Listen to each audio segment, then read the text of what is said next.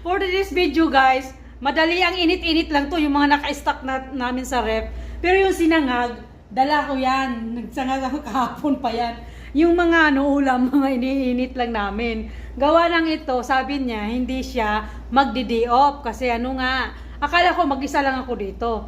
So, ayun. Ayan.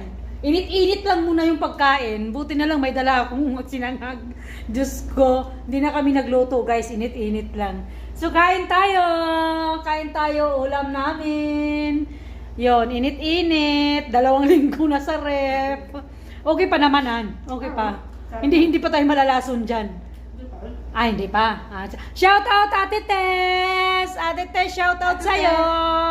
Andito na naman kami sa yung house. So, diba? Diba? Diyos ko.